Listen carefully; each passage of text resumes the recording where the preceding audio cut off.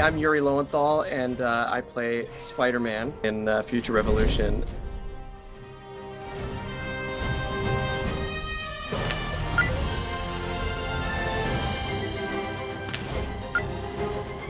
Having grown up a comic book nerd, getting to play Spider-Man at all is just already the hugest win for me and the greatest joy. And I think being able to tell my 4-year-old son, hey, Daddy's got to go to work today, he's Spider-Man. Because I think my son at this age may actually think that I am Spider-Man in real life. So that's been an extra layer of fun for me.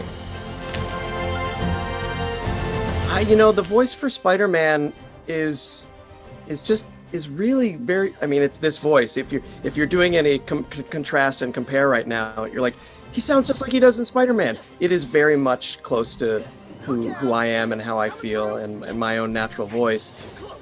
But when we were originally working on the original Marvel Spider-Man, we sort of worked together on finding what that Peter Parker is, the Peter Parker voice, and then making a subtle difference between how he speaks when he's got the mask on and he's fighting baddies versus when he's just Peter Parker. There's a confidence that comes with the mask and being quippier with the bad guys.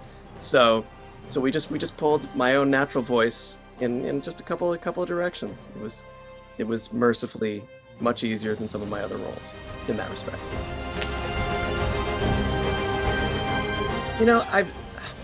I've been thinking about this. What makes Spider-Man special as Spider-Man, as a superhero that's different than other superheroes or different than other, heroes of games that we play. I think Spider-Man appeals to a lot of people because Spider-Man isn't like fabulously rich and has the world by the tail. He's young and he runs into the same kind of questions and troubles and stresses that we all do. Paying rent, and did I just ruin my relationship with my girlfriend?